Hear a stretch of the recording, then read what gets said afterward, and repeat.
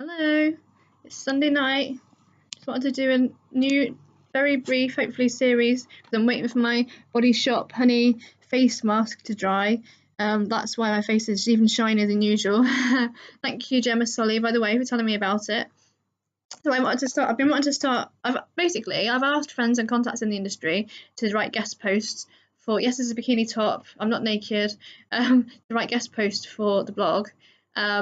A lot of people have said yes, but so far no one's actually come up with the goods. So, oh, it's up to you, isn't it? If you want to be part of a blog that's getting over 1,000 page views now and in over 10 countries, you can get your shit together. But if not, then see ya. So yeah, I want to start a new series called rebelrants because it's all very well being nice and PC and polite, but everyone gets angry sometimes, don't they? What are your pet hates? So I hate I was going to say I hate mean girls, but it seems to be that, well, actually, no. A lot of people have said to me after what I've been through, my breakup and stuff, oh, don't you hate men now? No, I bloody love men. My guy friends have been, yeah, the most, and my girlfriends, as you know, I like to play for both teams. Hey, England and Portugal. But no, honestly, I love guys.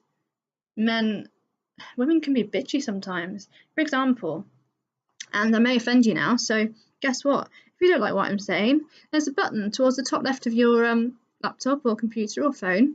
Little round circle it is. You might not use it very often these days, but it's called an off button. If you don't like what I'm saying, turn it off. We have human rights. The Universal Declaration of Human Rights is called the Geneva Convention. If you don't like it, switch off. If you're offended, you know what to do. Cheers. So yeah, I hate mean girls. But I'm obsessed with the film Mean Girls. It really spoke to me when it came out, even though it's a long time ago, which makes me feel old. Guess what? I got asked for ID by an alcohol last night by my fan of Cosmo, classy, in Marks and Spencer. Got to love their cocktails in a can at the moment. So luckily I had ID on me because I said to the guy, I'm 36, mate. He was like, I'm really sorry, I can get a fine. Well, it's all right. Rather be asked, and yeah, I used to work in a loft license, so I get it. But just funny, you know. Must be my 12-year-old physique, although I don't know any 12-year-olds with boobs this big. So yeah, basically to sum up what I've gone through, because some of you I don't think have got the full picture. In April, I still can't say his name. You know what? I will say his name. My ex caretaker, let's say, broke up with me in the middle of the night when I was having an asthma attack and couldn't breathe on the floor, and filmed me when I was crawling on the floor to throw up from my migraine. So that says more about him than I'm going to say. And I don't hate the name Dave anymore because last night I met my workmate, Sensational S's husband, whose first name is the same name. And although I only met him really briefly, I think first impressions really count, and you can tell so much about someone. So many people that I work with, I'm so lucky to have in my life, and my poetry friends, they just radiate goodness. There's this quote from Roald Dahl that I can't quite remember accurately, but they have sunbeams shining out of their face, and some people, you meet them, you might not look at them at first and think they're beautiful, they're stunning, or you might meet someone and think, like some people at work, I think, wow, they're like gorgeous, they're quite intimidating, I can't even speak to them. But actually, that's just first impressions and it's surface. But when you get to know somebody, you can either think they're beautiful, and then when you get to know them, they've got a pretty ugly personality. I mean, look at me right now, I look like a bag of dicks, which is my favourite insult. Well, yeah, my favourite insult at the moment to myself. But I wonder what that bag would look like. Sorry, it's sexy Sunday and I'm really frustrated. I should have put this adult content only, but never mind. Yeah, I like to put on makeup and make myself feel good, but I'm just as happy because I think relationships, they're important, but there's not just a relationship that you have with a partner or friends or family. The most important and valuable relationship is the one that you have with yourself. And if you're not prepared to work on yourself, in all meanings of the word, you're never going to be sorted, you're never going to be happy, because you're just going to keep on making the same patterns, making the same mistakes in your relationships. and you're never really going to be truly happy. Well, I've been working on mindfulness, which sounds really twatty, but honestly, that mindfulness, aromatherapy, because I'm Phoebe, really got me through everything. I'm writing, so the way that you guys have embraced the blog and the YouTube, my mind's just blown. I couldn't be more grateful. I was going to read a poem, but I've waffled on for so long, it's going to take ages to upload. Well, it depends. I'm still learning. I may seem like I know what I'm talking about, but I actually haven't got a clue. I'm making it up as I go along, just like all of you are. So yeah, just to briefly, and then on the point I was making, my ex-caretaker. It's funny if someone's job is a caretaker and they treat someone like dirt. But to not go into any detail, but you never I was always obsessed with documentaries on prisons and like Orange is the New Black, as a lot of people were.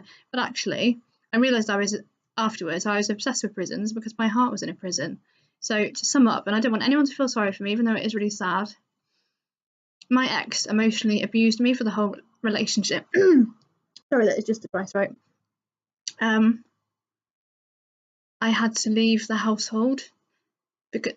So I am going to need a drink. This isn't crying. Just a second.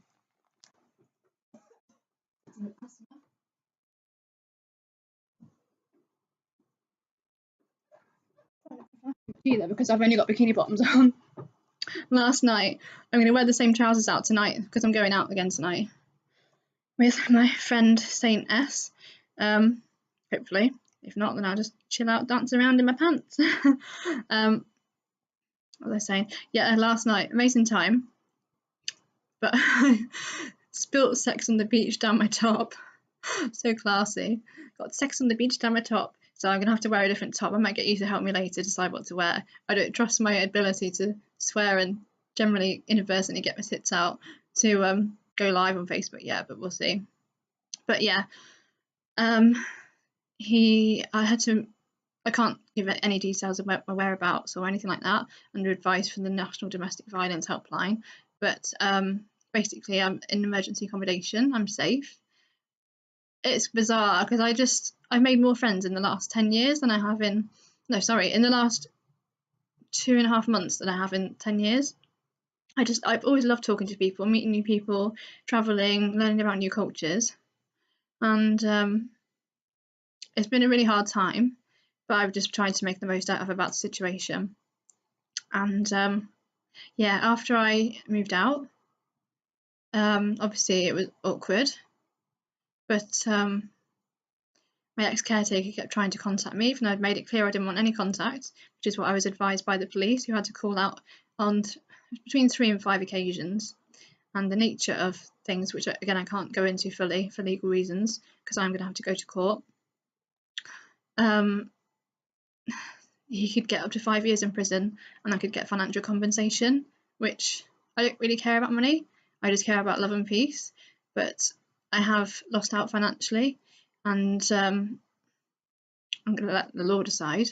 That sounds so serious, so CSI. But you never expect your relationship to end with the prospect of the other party going to prison, but that's what's happened.